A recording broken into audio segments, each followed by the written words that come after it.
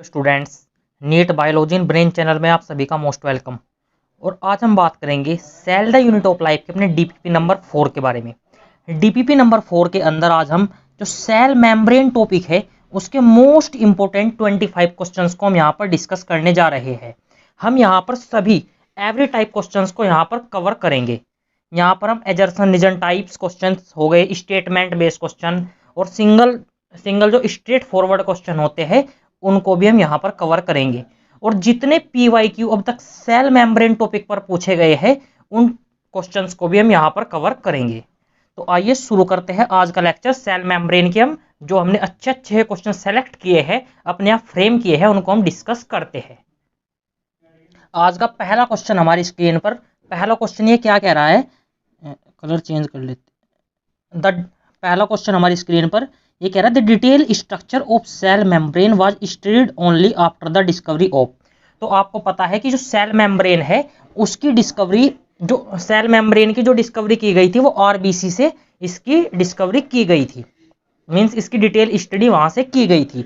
तो हमें बताना है जो सेल मेम्ब्रेन की डिटेल स्ट्रक्चर है वो कौन सी माइक्रोस्कोप से स्टडी की गई थी। तो हमारे पास पहली माइक्रोस्कोप है compound microscope. Yes, compound microscope से हम इसकी स्टडी कर सकते थे, बट डिटेल स्टडी हम इसकी नहीं कर सकते थे। सिंपल माइक्रोस्कोप जो कंपाउंड थी वो तो सिंपल से भी ज्यादा एडवांस थी। तो जब कंपाउंड माइक्रोस्कोप से हम नहीं कर सकते तो सिंपल से तो ऑटोमेटिकली हम नहीं कर सकते। अब अगला ऑप्शन दे रखा है हमें एक्सरे क्रिस्टलोग्राफी। एक्सरे क्रिस्टलोग्राफी एक ऐसी टेक्निक है जिससे किसी ऑब्जेक्ट को हम 3D के अंदर देख सकते हैं। एक्सरे क्रिस्टलोग्राफी तो ये भी नहीं हो सकता। अब आता है 1950 के अंदर इलेक्ट्रॉन माइक्रोस्कोप की डिस्कवरी हुई थी। 1950 के अंदर क्या हुआ था, जो इलेक्ट्रॉन माइक्रोस्कोप है इसकी खोज की गई थी। इलेक्ट्रॉन माइक्रोस्कोप के आने से हम किसी जो ऑर्गेनेल्स है सेल के अंदर, जो ऑर्गेनेल्स है सेल के अंदर जो ऑर्गेनेल्स है उनकी डिटेल स्टडी कर सकते थे। इनकी हम डिटेल स्टडी कर सकते थे। तो हमारा आंसर क्या हो जाएगा, वो हो जाएगा इलेक्ट्रॉन माइक्रोस्कोप। और इलेक्ट्रॉन माइक्रोस्कोप की एक खास बात और है, ये किसी ऑब्जेक्ट को 10⁹ टाइम जूम कर कर दिखा सकती है। 10⁹ टाइम जूम करके दिखा सकती है। और जो कंपाउंड माइक्रोस्कोप होती है वो 10⁶ टाइम तक जूम किसी ऑब्जेक्ट को कर सकती है। तो इलेक्ट्रॉन माइक्रोस्कोप के आने से क्या हुआ था, हम इस सेल मेम्ब्रेन की इजिली डिटेल स्टडी कर सकते थे। तो इसका आंसर हो जाएगा ऑप्शन नंबर 4। अब बढ़ते हैं हम आगे। नेक्स्ट क्वेश्चन, क्वेश्चन नंबर 2 हमारी स्क्रीन पर। अब क्वेश्चन नंबर 2 में क्या कह रहा है, the lipid component of plasma membrane mainly consist of. ये कह रहा है कि जो लिपिड कंपोनेंट होता है प्लाज्मा मेम्ब्रेन के अंदर वो मेनली किसका बना होता, उसे मतलब क्या बोलते हैं, क्या किसका बना होता है। तो जो प्लाज्मा मेम्ब्रेन के अंदर हमें लिपिड देखने को मिलता है वो हमें 2 फॉर्म के अंदर देखने को मिलता है। जो लिपिड होता है वो एक तो देखने को मिलता है फॉस्फोलिपिड की फॉर्म में, पहला होता है फॉस्फोलिपिड की फॉर्म में, और दूसरा होता है कोलेस्ट्रॉल की फॉर्म में। दूसरा होता है कोलेस्ट्रॉल की फॉर्म में। बट मेनली जो होता है, जो मेनली होता है लिपिड हमें देखने को मिलता है वो फॉस्फोलिपिड की फॉर्म में देखने को मिलता है। तो मेनली हो गया हमारा फॉस्फोलिपिड, बट कम अमाउंट में देखने को मिलता है कोलेस्ट्रॉल। कम अमाउंट में देखने को मिलता है कोलेस्ट्रॉल, बट मोनोग्लिसराइड्स नो। अब इंटीग्रल प्रोटीन, इंटीग्रल प्रोटीन इसका तो कोई मतलब ही नहीं, हम लिपिड की बात कर रहे हैं और आंसर लिख रखा है इंटीग्रल प्रोटीन, तो ये तो हमारा वैसे ही गलत हो जाएगा। तो इंटीग्रल प्रोटीन क्या होती है, इंटीग्रल प्रोटीन होती है जो फॉस्फोलिपिड के बीच में, ये फॉस्फोलिपिड के बीच में हमें इंटीग्रल प्रोटीन देखने को मिलती है। इंटीग्रल प्रोटीन, पेरिफेरल प्रोटीन, अभी हम आगे बात करेंगे। तो इसका आंसर हो जाएगा क्वेश्चन का ऑप्शन नंबर 3। फॉस्फोलिपिड की हमें क्या, फॉस्फोलिपिड किस फॉर्म में देखने को मिलता है, हमें बाई लेयर की फॉर्म में देखने को मिलता है। फॉस्फोलिपिड हमें कैसे देखने को मिलता है, बाई लेयर की फॉर्म में हमें देखने को मिलता है। नेक्स्ट क्वेश्चन अब हमारी स्क्रीन पर यह है क्वेश्चन नंबर 3। नीट 2010 में क्वेश्चन ये पूछा गया था। क्वेश्चन क्या कह रहा है, हम इसके बारे में बात कर लेते हैं। क्वेश्चन नंबर 3 कह रहा है the plasma membrane consist mainly of. जो प्लाज्मा मेम्ब्रेन है वो किसकी बनी हुई होती है? तो आपको पता है प्लाज्मा मेम्ब्रेन हमारी कैसी होती है, ऐसे हमें फॉस्फोलिपिड की बाइलेयर हमें देखने को मिलती है। ये क्या हो गई हमारी फॉस्फोलिपिड की बाइलेयर, ऐसे फॉस्फोलिपिड की हमें बाइलेयर देखने को मिलती है। और इसके अंदर हमें क्या देखने को मिलती है, ऐसे इंटीग्रल प्रोटीन, ऐसे क्या देखने को मिलती है हमें, इंटीग्रल प्रोटीन हमें देखने को मिलती है। इंटीग्रल प्रोटीन हमें इसके अंदर देखने को मिलती है। और इसके सरफेस पर हमें क्या देखने को मिलता है, इन जो हमारे फॉस्फोलिपिड की बाइलेयर है, ये क्या है फॉस्फोलिपिड की, ये हमारी है फॉस्फोलिपिड की बाइलेयर। इन फॉस्फोलिपिड की बाइलेयर के हमें सरफेस पर मींस हेड के आसपास हमें क्या देखने को मिलता है, हमें पेरिफेरल प्रोटीन देखने को मिलती है। हमें पेरिफेरल प्रोटीन देखने को मिलती है। तो हमारा अब हम चॉइसेस हमें जो ऑप्शंस दे रखे हैं इसके बेसिस पर हम डिसाइड करते हैं कौन सा स्टेटमेंट हमारा क्या है, सही है। पहला ऑप्शन दिया है हमें phospholipid embedded in protein bilayer. Bilayer किसकी होती है, बाइलेयर हमें देखने को मिलती है फॉस्फोलिपिड की, ना कि प्रोटीन की। तो हमारा पहला ऑप्शन गलत हो जाएगा।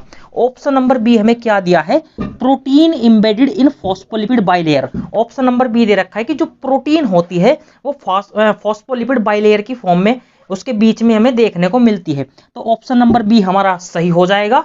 ऑप्शन नंबर 3 हमें क्या गिवन है, जो प्रोटीन इंबेडेड होती है इन्हें पॉलीमर ऑफ ग्लूकोज मॉलिक्यूल, ऐसा नहीं है। प्रोटीन हमें लिपिड्स के बीच में देखने को मिलती है, लिपिड की बाइलेयर के बीच में हमें देखने को मिलती है। तो ऑप्शन नंबर 3 भी हमारा क्या हो जाएगा, गलत हो जाएगा। ऑप्शन नंबर डी क्या दिया है, प्रोटीन इंबेडेड इन ए कार्बोहाइड्रेट लेयर, तो ऐसा नहीं होता। तो हमारा आंसर तो आ चुका है, प्रोटीन इंबेडेड होती है फॉस्फोलिपिड की बाइलेयर के अंदर। तो हमारा आंसर हो जाएगा option number 2। Next question, question number 4। Question number 4 क्या कह रहा है, the tail of phospholipid molecule, जो फॉस्फोलिपिड मॉलिक्यूल्स होता है उसकी टेल कैसी होती है, उसकी टेल कैसी होती है। तो हमारे पास ये कोई फॉस्फोलिपिड मॉलिक्यूल है, ये हमारे पास क्या है, ये फॉस्फोलिपिड, ये हमारे पास फॉस्फोलिपिड मॉलिक्यूल की स्ट्रक्चर हमने भी आपके सामने बनाई है। ये क्या है, फॉस्फोलिपिड मॉलिक्यूल की स्ट्रक्चर है। तो जो इसका हेड होता है, ये क्या है, इसका हेड, इसका हेड कैसा होता है, फॉस्फोलिपिड मॉलिक्यूल का हेड पोलर नेचर का होता है। हेड कैसा होता है, पोलर नेचर का होता है। और जो टेल होती है इसकी टेल कैसी होती है, टेल नॉन पोलर होती है। टेल कैसी होती है इसकी, नॉन पोलर नेचर की होती है। पोलर मीन्स हम क्या कह सकते हैं, ये हाइड्रोफिलिक नेचर के होते हैं।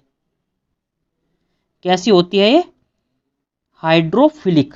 और नॉन पोलर से मतलब है हम यहां पर इसे क्या बोल सकते हैं, ये हाइड्रोफोबिक नेचर की, हाइड्रोफोबिक, कैसी होती है ये, हाइड्रोफोबिक नेचर की होती है। हाइड्रोफिलिक का मतलब होता है कि ये जो हेड होता है वो वाटर से एफिनिटी रखता है, और जो टेल होती है ये नॉन पोलर नेचर की होती है, मींस हाइड्रोफोबिक होती है, ये वाटर से एफिनिटी नहीं रखती, वाटर से इसको फोबिया होता है। फोबिया मींस वाटर से इसके डर होता है, ऐसे एक तरीके से। अब ऑप्शन चेक कर लेते हैं। जो टेल ऑफ फॉस्फोलिपिड मॉलिक्यूल्स है वो हाइड्रोफिलिक होती है एंड कंपोज्ड ऑफ फॉस्फोलिपिड। जो टेल है वो हाइड्रोफिलिक होती है, नो, पहला ऑप्शन गलत है। टेल कैसी होती है हमारी, टेल होती है हाइड्रोफोबिक। दूसरा ऑप्शन भी दे रखा है हाइड्रोफिलिक, तो ये ऑप्शन भी हमारा गलत हो जाएगा। अब अनसैचुरेटेड नहीं होती, सैचुरेटेड हाइड्रोकार्बन से बनती है। ऑप्शन नंबर 3 हमें क्या गिवन है, हाइड्रोफोबिक होती है। तीसरा और चौथा ऑप्शन अभी रेस में है, आंसर हो सकता है। अब बात करते हैं compound of saturated, yes, saturated hydrocarbon की बनती है। और ये कह रहा है अनसैचुरेटेड फैटी कार्बन होती है, बट ऐसा नहीं होता। अनसैचुरेटेड के मीन्स हम बात करते हैं जो एल्कीन एल्काइन वगैरह होते हैं वो अनसैचुरेटेड के अंदर आते हैं, सैचुरेटेड के अंदर एल्केन हमें देखने को मिलता है। तो हमारा आंसर हो जाएगा option number 3। Next question, question number 5 हमारी स्क्रीन पर। क्वेश्चन नंबर 5 क्या कह रहा है, which of the following constituent of biological membrane, biological membrane जो होती है, बायोलॉजिकल मेम्ब्रेन बोल लो, सेल मेम्ब्रेन बोल सकते हैं, सेल मेम्ब्रेन, सेल मेम्ब्रेन या प्लाज्मा मेम्ब्रेन बोल सकते हैं इसको हम, क्या बोल सकते हैं, प्लाज्मा मेम्ब्रेन इसको बोल सकते हैं। तो ये कह रहा है मैं प्लाज्मा मेम्ब्रेन किस किस चीज की मिलकर बनी होती है। तो पहला ऑप्शन दिया है मैं प्रोटीन एंड फॉस्फोलिपिड। तो प्रोटीन एंड फॉस्फोलिपिड की ये मिलकर बनी होती है। और फॉस्फोलिपिड की कैसी होती है, बाइलेयर की फॉर्म में हमें देखने को मिलती है। तो पहला ऑप्शन हमारा सही हो जाएगा। अब बढ़ते हैं हम, सेकंड ऑप्शन क्या दिया है, सेलुलोज। तो सेलुलोज की नहीं बनती। अब ऑप्शन नंबर 3 दे रखा है फॉस्फोप्रोटीन। नो, फॉस्फोलिपिड अकेले फॉस्फोलिपिड से नहीं बनती, इसके साथ में हमें प्रोटीन की रिक्वायरमेंट होती है।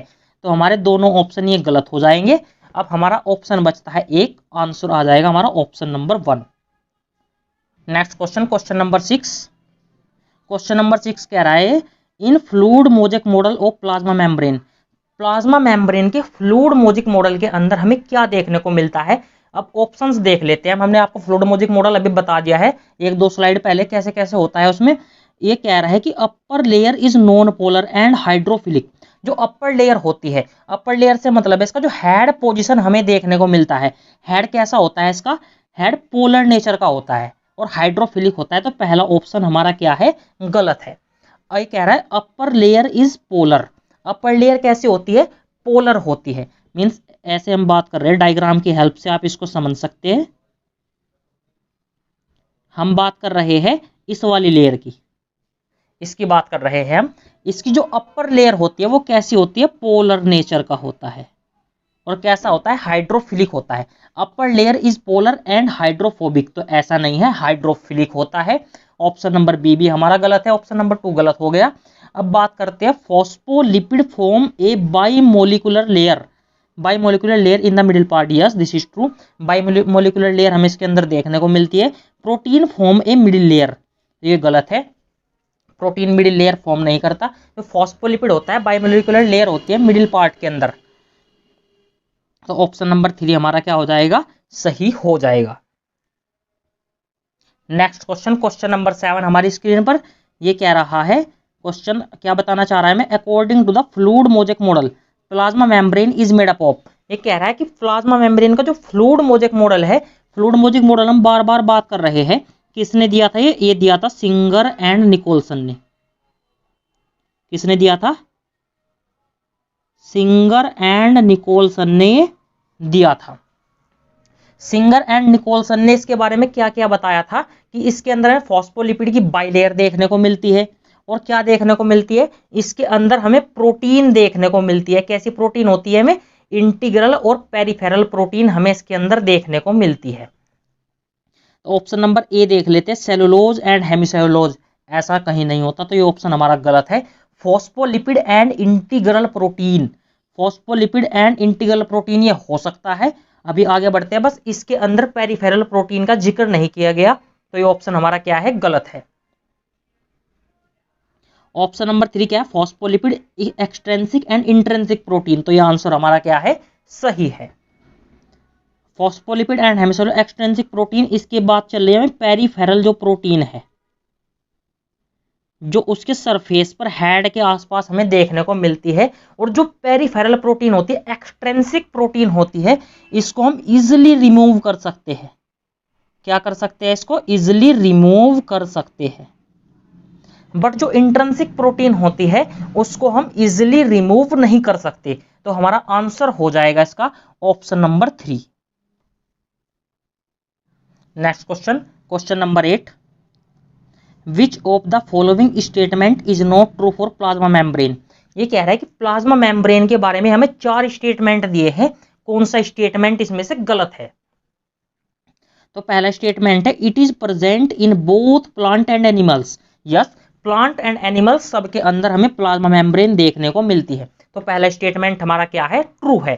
प्लाज्मा मेम्ब्रेन एनिमल्स के अंदर, प्लांट के अंदर, बैक्टीरिया के अंदर भी हमें देखने को मिलती है। प्लाज्मा मेम्ब्रेन हमें हर जगह देखने को मिलती है, हर प्रकार का जो ऑर्गेनिज्म होता है वहां पर हमें देखने को मिलती है। Lipid is present as bilayer in it. Yes, lipid bilayer की फॉर्म में प्रेजेंट होती है, फॉस्फोलिपिड की फॉर्म में प्रेजेंट होती है। तो ये ऑप्शन भी हमारा क्या है, सही हो गया। ऑप्शन नंबर सी दिया है, protein are present integrated as well as loosely associated with lipid bilayer. Yes, this also true. Protein present होती है, ये कह रहा है कि इंटीग्रेटेड, ये इंटीग्रल प्रोटीन की बात कर रहा है, और जो लूजली एसोसिएटेड प्रोटीन है जो इसके साथ में एसोसिएटेड है, ये पेरिफेरल प्रोटीन की बात कर रहा है, ये पेरिफेरल प्रोटीन के बारे में बात कर रहा है। तो ऑप्शन नंबर 3 भी हमारा सही हो जाएगा। अब ऑप्शन नंबर डी, ऑब्वियस सी बात है, आंसर तो आ चुका है, बट हमें ऑप्शन नंबर 4 क्या दिया है, ये दिया है carbohydrate is never found in it. ऐसा नहीं है। पहले हम, जब तक केमिकल इन्वेस्टिगेशन नहीं हुआ था आरबीसी के ऊपर, तो हमको ऐसा पता था कि केवल लिपिड ही इसके अंदर देखने को मिलता है, बट लिपिड प्रोटीन से अलग भी हमें क्या पता लगा कि प्रोटीन एंड कार्बोहाइड्रेट भी हमें इसके अंदर देखने को मिलते हैं। ये चीजें हमें बाद में पता लगी। तो हमारा आंसर क्या हो जाएगा, ऑप्शन नंबर 4। यहां पर दे रखा है कि कार्बोहाइड्रेट कभी भी उसके अंदर नहीं पाया जाता, बट ऐसा नहीं है, कार्बोहाइड्रेट भी हमें इसके अंदर देखने को मिलता है। तो हमारा आंसर हो जाएगा option number 4। Next question, question number 9, ये कह रहा है which of the following statement is true with respect to cell membrane. Cell membrane के बारे में कौन सा स्टेटमेंट क्या है हमारा, ट्रू है। तो पहला स्टेटमेंट दिया है the ratio of lipid and protein always remain constant. तो ये स्टेटमेंट क्या है हमारा, गलत है। ये स्टेटमेंट क्या है हमारा, गलत है, क्योंकि जो लिपिड एंड प्रोटीन होता है उनका जो रेशो होता है वो कांस्टेंट नहीं होता, वेरी करता है। वो क्या होता है, वेरी करता है, मींस एक समान नहीं रहता है। अगला ऑप्शन दिया है in human RBC the protein is greater than lipid on the membrane based on the amount. ये स्टेटमेंट हमारा क्या है, सही है, क्योंकि जो प्रोटीन होता है वो हमें 52% देखने को मिलता है, और जो लिपिड होता है वो 40% हमें देखने को मिलता है। तो दूसरा स्टेटमेंट हमारा सही है। तीसरा स्टेटमेंट कह रहा है the amount of lipid is 52%। तो ये हमारा क्या है, गलत है, क्योंकि ये होता है 40%। Option number D the tail is hydrophilic in nature. तो ये गलत है। टेल कैसी होती है, हाइड्रोफोबिक इन नेचर होती है। तो हमारा आंसर क्या हो जाएगा, ऑप्शन नंबर 2 हमारा आंसर हो जाएगा। तो अब बढ़ते हैं हम आगे। नेक्स्ट क्वेश्चन, क्वेश्चन नंबर 10, ये कह रहा है according to the Singer and Nicolson model which statement is not feasible. जो सिंगर एंड निकोलसन ने फ्लूइड मॉजिक मॉडल दिया था उसके बारे में कौन सा स्टेटमेंट हमारा गलत है। तो पहला स्टेटमेंट क्या दिया है, the fluid nature of membrane help in endocytosis. ये स्टेटमेंट हमारा क्या है, सही है। जो फ्लूइड नेचर होता है, मींस जो इसका क्वासी फ्लूइड नेचर होता है वो क्या करता है, वो एंडोसाइटोसिस में हेल्प करता है। एंडोसाइटोसिस क्या होता है, इसके अंदर वेसिकल्स वगैरह बनते हैं प्लाज्मा मेम्ब्रेन के अंदर, इसके बारे में हम बात नहीं करते फिलहाल, बस याद रखें एंडोसाइटोसिस में हेल्प करता है। और कहाँ हेल्प करता है, सेल जंक्शंस के फॉर्मेशन में, सेल जंक्शंस के फॉर्मेशन में हेल्प करता है, सेल ग्रोथ के अंदर भी ये हेल्प करता है। तो स्टेटमेंट हमारा क्या है, सही हो जाएगा।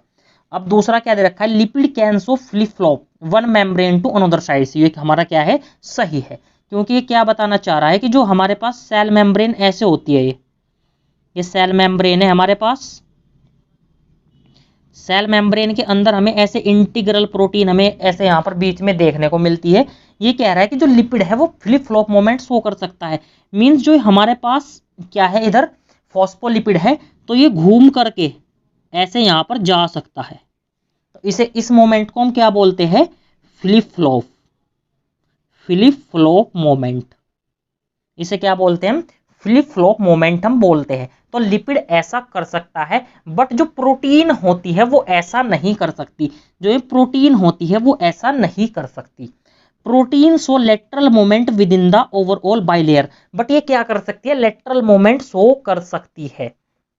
ये क्या कर सकती है, लेटरल मोमेंट शो कर सकती है। अब ऑप्शन नंबर क्या दे रखा है, मैं डी फ्लूइडिटी, फ्लूइडिटी से क्या मतलब है हमारा, फ्लूइडिटी से मतलब है कि जो ये प्रोटीन है ये खिसक के शिफ्ट यहां पर हो सकती है।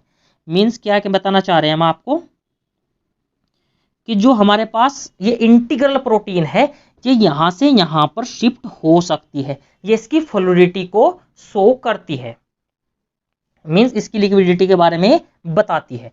तो हमारा ऑप्शन नंबर 3 क्या है, सही हो जाएगा, और इसका आंसर भी क्या होगा, ऑप्शन नंबर 3। ये कह रहा है कौन सा स्टेटमेंट कह रहा है ये गलत है, इसने पूछा है कौन सा स्टेटमेंट हमारा गलत है, तो ऑप्शन नंबर 3 भी हमारा क्या है, सही है।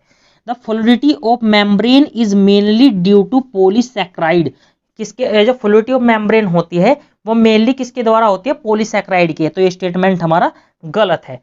किसके द्वारा होती है, फ्लूइडिटी मेम्ब्रेन जो इसके बीच में इंटीग्रल प्रोटीन मूव करती है उसके थ्रू ये हमें देखने को मिलती है इसकी फ्लूइडिटी, तो ऑप्शन नंबर 4 हमारा क्या है, गलत हो जाएगा। उसकी फ्लूइडिटी हमें देखने को मिलती है, हमने बताया इंटीग्रल प्रोटीन यहां से यहां पर कितनी ज्यादा मूव कर सकती है, तो वो इसकी फ्लूइडिटी को क्या, इसके कारण इसकी फ्लूइडिटी आती है, पॉलीसैकेराइड के द्वारा नहीं आती, तो हमारा ऑप्शन नंबर 4 क्या है, सही हो जाएगा, हमने आपको बता भी दिया था। अब बढ़ते हैं हम आगे। नेक्स्ट क्वेश्चन नंबर 11, ये कह रहा है select the correct statement of the following regarding the cell membrane. Cell membrane के बारे में कौन सा स्टेटमेंट हमारा क्या है, सही है। नीट 2022-12 का क्वेश्चन है। Lipid are arranged in bilayer with the polar head towards the inner part, जो पोलर हेड होता है वो इनर पार्ट में होता है इसका। The lipid are arranged in bilayer with polar head polar toward inner part, no outer part में हमें देखने को मिलता है,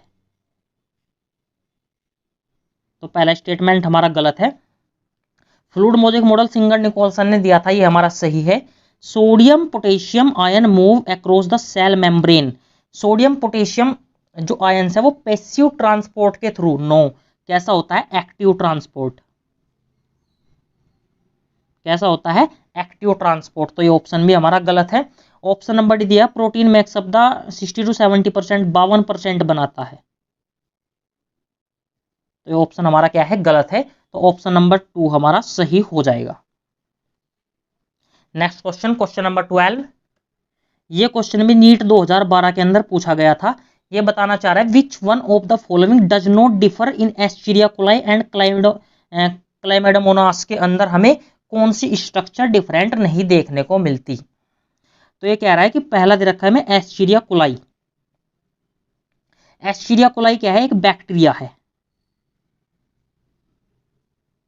एस्चेरिया कोलाई क्या है, एक बैक्टीरिया। और अगला दे रखा है इसने क्लेमाइडोमोनास। क्लेमाइडोमोनास क्या है, एक एल्गी है। क्लेमाइडोमोनास क्या है, एक एल्गी है। एल्गी के अंदर एक क्लोरोफाइसी के अंदर हमें देखने को मिलती है क्लेमाइडोमोनास एल्गी। तो इसके अंदर क्या होता है, जो प्लाज्मा मेम्ब्रेन होती है, जो प्लाज्मा मेम्ब्रेन होती है वो सेम होती है, मींस उसमें जो कंपोजिशन होता है वो लगभग सेम हमें देखने को मिलता है। सेल वॉल अलग अलग होती है। एस्चेरिया कोलाई बैक्टीरिया है, तो बैक्टीरिया की सेल वॉल होती है पेप्टिडोग्लाइकन की, और इसकी सेल वॉल बनती है, इसकी सेल वॉल किसकी बनती है, पेप्टिडोग्लाइकन, पेप्टिडोग्लाइकन की। और फंजाई इसकी एल्गी की सेल वॉल किसकी होती है, और जो एल्गी की सेल वॉल होती है वो सेल्यूलोज की होती है। जो एल्गी की सेल वॉल है वो सेल्यूलोज की होती है, तो सेल वॉल तो हमारा ऑप्शन में से गलत हो जाता है। राइबोसोम की बात करते हैं। राइबोसोम एस्चेरिया कोलाई क्या है, एक बैक्टीरिया है, तो ये है हमारा प्रोकैरियोट्स। ये क्या है, प्रोकैरियोट्स, तो इसके अंदर 70S टाइप का राइबोसोम देखने को मिलता है। एल्गी क्या है, एल्गी एक यूकैरियोट्स है। यूकैरियोट्स है तो इसके अंदर हमें 80S टाइप का राइबोसोम देखने को मिलता है, तो ऑप्शन नंबर 3 भी हमारा गलत हो जाएगा। क्रोमोसोमल ऑर्गेनाइजेशन, क्रोमोसोमल ऑर्गेनाइजेशन भी इसमें सेम नहीं होता, क्योंकि बैक्टीरिया के अंदर कैसा होता है, वो न्यूक्लियोइड की फॉर्म में देखने को मिलता है, और यहाँ पर न्यूक्लियस की फॉर्म में हमें देखने को मिलता है। तो सेल मेम्ब्रेन क्या है, वो सेम होती है लगभग कंपोजिशन में, तो हमारा ऑप्शन नंबर 2 क्या हो जाएगा, राइट हो जाएगा। नेक्स्ट क्वेश्चन नंबर 13, ये क्वेश्चन क्या कह रहा है, यू बैक्टीरिया, हम क्वेश्चन नंबर 13 के बारे में बात करते हैं। In eubacteria is a cellular component that resemble to the eukaryotic cells. ये पूछना चाह रहा है हमसे, जो यू बैक्टीरिया होता है और यूकैरियोटिक सेल्स होता है, उनके बीच में किस ऑर्गेनेल्स के अंदर, मींस कौन से जो होता है सेलुलर जो कंपोनेंट होता है, सेल का जो कंपोनेंट होता है वो कौन सा रिजेंबल हमें देखने को मिलता है, मींस किसमें हमें समानता देखने को मिलती है। हमने भी लास्ट क्वेश्चन में आपको बताया है, यहाँ पर क्या था, वो बैक्टीरिया हमें दे रखा था, एस्चेरिया कोलाई बैक्टीरिया भी यहाँ पर दे रखा था। हमने लास्ट लेक्चर में लास्ट क्वेश्चन में आपको बताया यहाँ पर एस्चेरिया कोलाई था, और यूकैरियोटिक सेल्स के अंदर क्या दे रखा था, वो दे रखा था क्लेमाइडोमोनास। क्लेमाइडोमोनास, उससे आप इसे रिलेट कर सकते हो। क्लेमाइडोमोनास की जगह यहाँ पर दे दिया हमें यूकेरियोटिक सेल्स, और एस्चीरिया कोलाई की जगह पर मान लीजिए आप यू बैक्टीरिया दे दिया है। यू बैक्टीरिया हमें यहाँ पर गिवन है, बट यू बैक्टीरिया एस्चीरिया कोलाई नहीं होता, इसके बारे में हम बात करेंगे, इसके बारे में हम बायोलॉजिकल क्लासिफिकेशन के अंदर बात करेंगे। अभी आप एज्यूम कर लीजिए ऐसा, इसके आधार पर आप क्वेश्चन ये सोल्व कर सकते हो।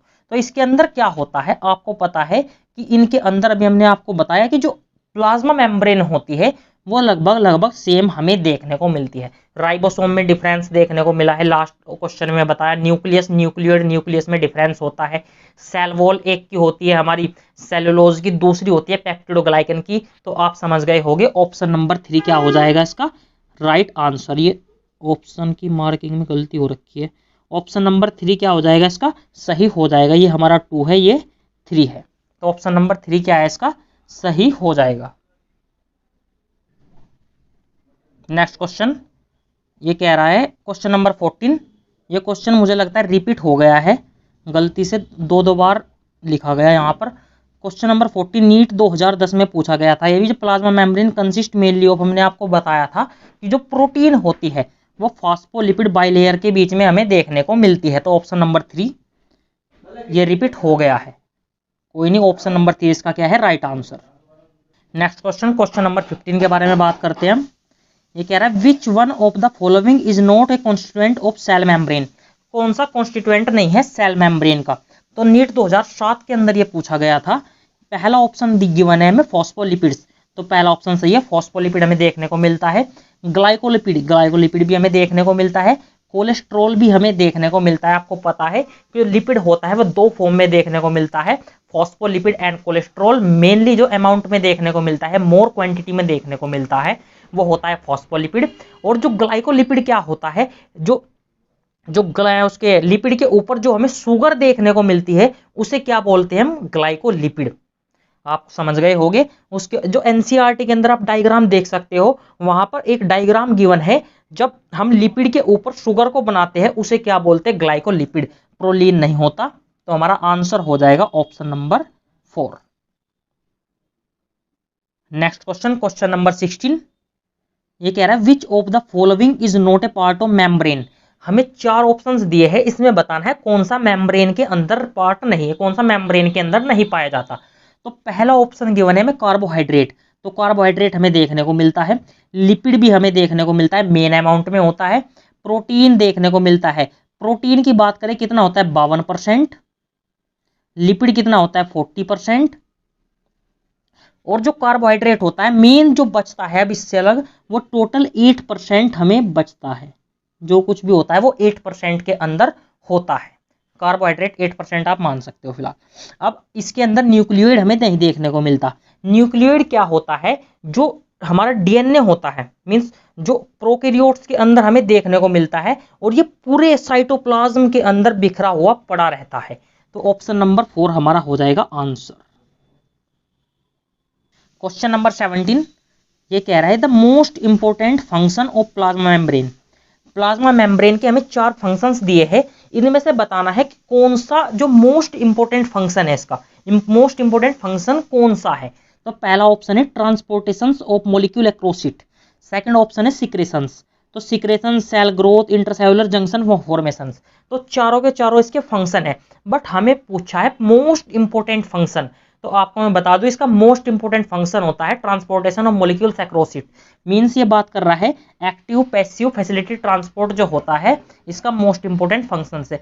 वैसे तो इसके सिक्रेशंस, ऑब्जर्व, सेल ग्रोथ और ये इंटरसेलुलर जंक्शन फॉर्मेशन भी इसके हमें फंक्शन देखने को मिलते हैं, बट हमें पूछा है कि जो मोस्ट इंपोर्टेंट है, जो सबसे ज्यादा इंपोर्टेंट है इसके अंदर, वो हमें बताता है, जो हमें है इसका आंसर है transportation of molecules across it. ये मोस्ट इंपोर्टेंट है आंसर, वैसे इसके सभी सही है। तो हमारा ऑप्शन नंबर ए क्या हो जाएगा सही हो जाएगा, option number 1। Next question, question number 18। ये कह रहा है which the moment of molecules which requires energy is known as. किसके अंदर हमें एनर्जी लगती है। तो पैसिव ट्रांसपोर्ट एक कैसा है, डाउन हिल ट्रांसपोर्ट है, ऊपर से नीचे की ओर, मींस हाई कॉन्सेंट्रेशन से लो कॉन्सेंट्रेशन की ओर मॉलिक्यूल्स मूव करते हैं। यहाँ पर क्या होता है, सिंपल डिफ्यूजन हमें देखने को मिलता है। इसके अंदर क्या देखने को मिलता है, हमें डिफ्यूजन देखने को मिलता है। तो पैसिव ट्रांसपोर्ट के अंदर हमें कोई एनर्जी हमारी नहीं लगती है। फैसिलिटेड ट्रांसपोर्ट के अंदर भी एनर्जी नहीं लगती है। एक्टिव ट्रांसपोर्ट क्या होता है, कम कॉन्सेंट्रेशन से हाई कॉन्सेंट्रेशन की और मॉलिक्यूल्स क्या है, मूव करते हैं। तो हमारा आंसर हो जाएगा एक्टिव ट्रांसपोर्ट। फैसिलिटेड ट्रांसपोर्ट के अंदर हमें कैरियर प्रोटीन की भी रिक्वायरमेंट होती है।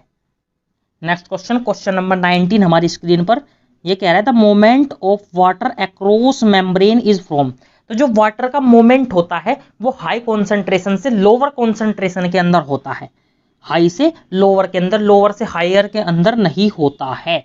इसे जो हायर से लोअर कंसंट्रेशन वाटर का जो मोमेंट होता है उसको हम ऑस्मोसिस बोलते हैं। तो both 1 and 3 is the right answer. तो ऑप्शन नंबर 4 हमारा क्या हो जाएगा, सही हो जाएगा। नेक्स्ट क्वेश्चन हमारा, ये क्वेश्चन क्या कह रहा है, which of the following statement is not correct with respect to cell membrane. Cell membrane के बारे में हमारा कौन सा स्टेटमेंट गलत है। तो पहला स्टेटमेंट दिया है, तो plasma membrane is the selectively permeable.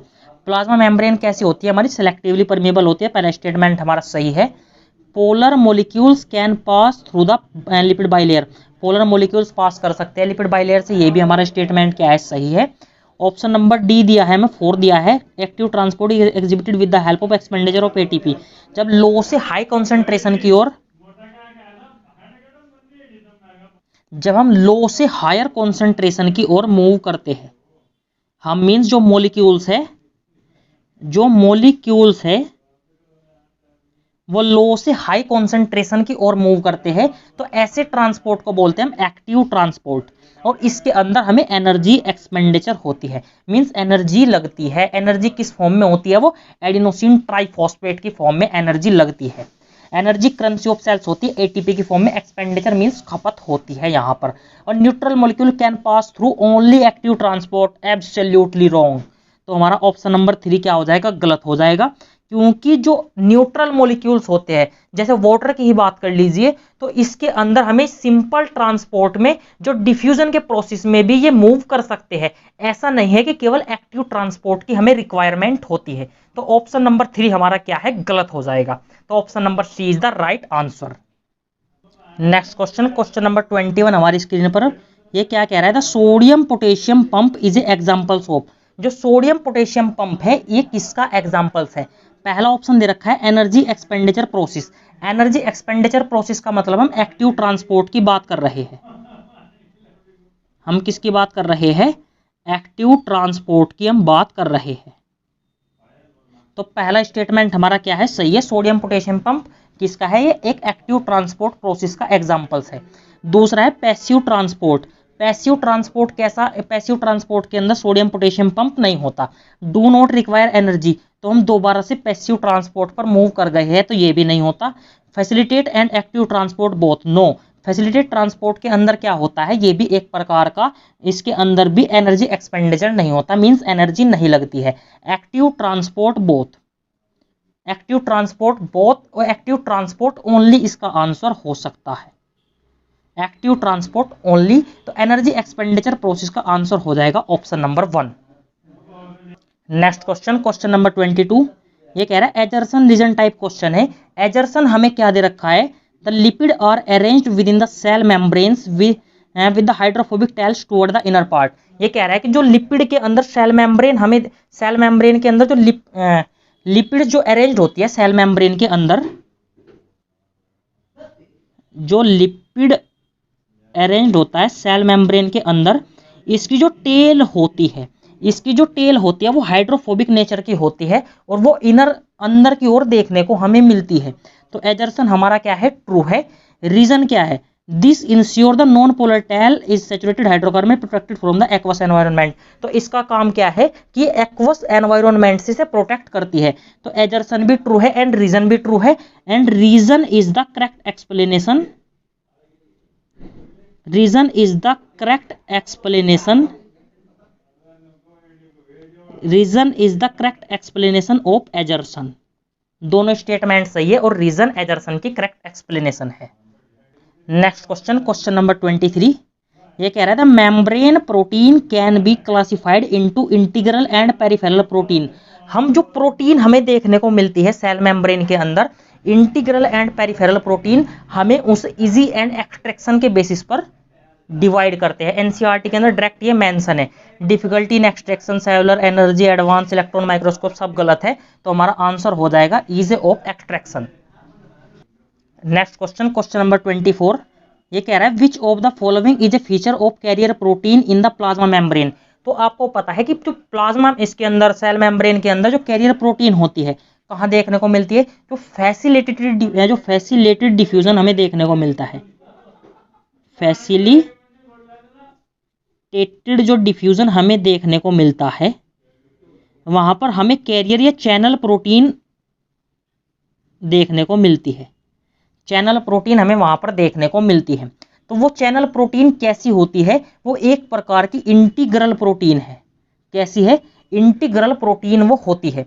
It does not exhibit the specificity of the particular type of molecules, but ऐसा नहीं है, इसके अंदर हमें स्पेसिफिसिटी देखने को मिलती है।